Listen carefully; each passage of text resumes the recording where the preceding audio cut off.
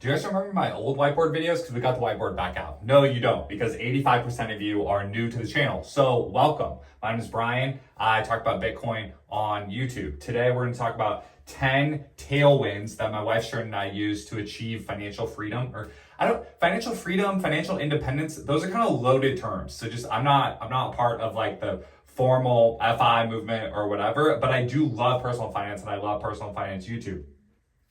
I made a whiteboard video a long time ago about the Bitcoin circular economy, made another one about solar, like how to, because you can ROI on solar faster than a lot of what people on YouTube tell you about. And so those are my other whiteboard videos. Thanks so much for being here today. Share a car. We're a one-car household. So that cuts down on multiple things of insurance, cuts down on multiple things of registration, multiple things of repairs. We share a car. And we have shared a car for a long time, okay? 2 incomes and combine your finances. The number one thing, it's farther down the list, but combine your finances. If you have a partner, combine the finances. Be on the same page with them.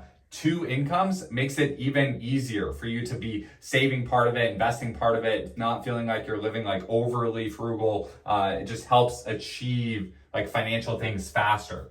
Be a multi-generation household. We have 2 kids. Childcare is expensive. Lots of people on personal finance YouTube, personal finance Twitter will tell you that childcare is expensive. To be honest, I don't know. We didn't go down that route.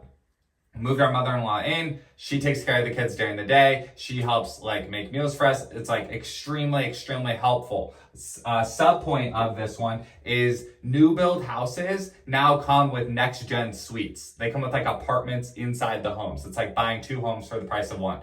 New build houses are a hack. They're just easier to buy. Okay, we eloped. We didn't spend money on a wedding. We had like a videographer and a camera person and we paid for flowers and we went on top of a hill and we made a video about it and we read our vows to each other. I'll put a link to that. I'm really proud of that. It was a great day. Elope. Don't spend money on a big wedding.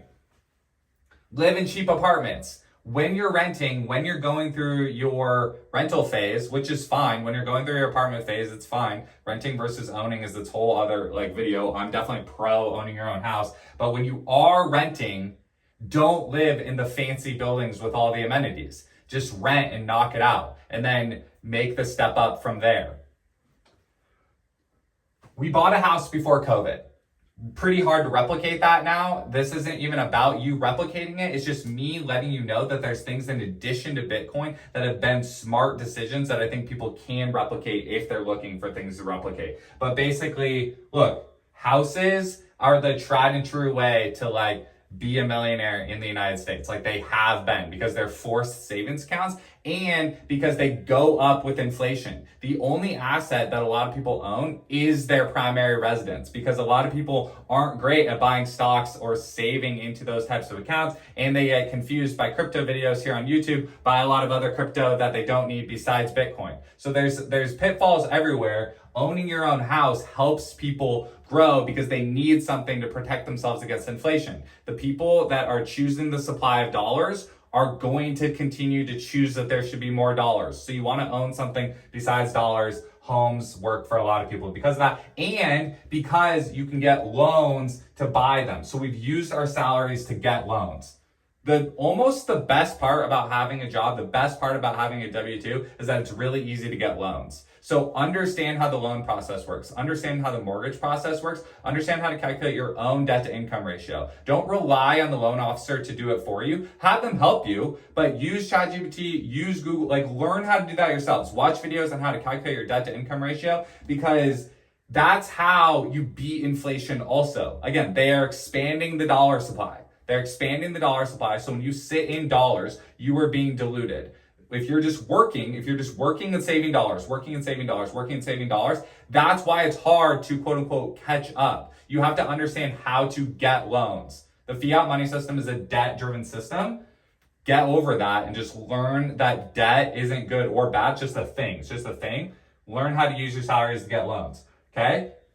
We kept our old homes as rentals. So once you're in, so you stay in, this is what we did. Stay in the cheap apartments. And then when you buy a home, then you get on that train. You don't need 20% down to buy a home. back to learning how to use your salaries to get loans. You can do 3%, you can use 5%. 5% is the sweet spot I like. I think 5% down on a primary residence, add a monthly payment that works for you, boom, you're good. And then when you need to move up, you keep the old home as a rental. So that's what we did. We kept the old home as the rental.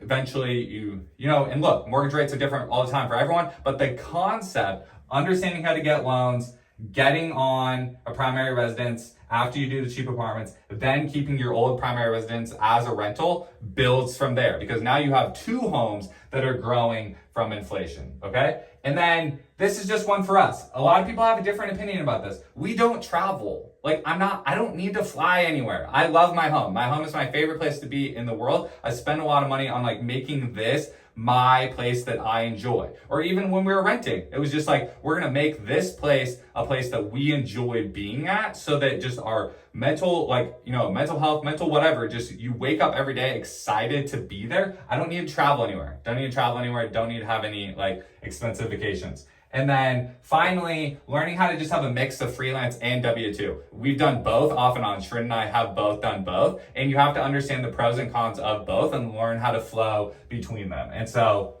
in addition to all of that, obviously Bitcoin is better than fiat money. That's just a given now. It's been around since 2009. Bitcoin is off to the races. It's better than fiat money. But in addition to that, here's 10 other things that we did that have helped us tremendously in our personal finances.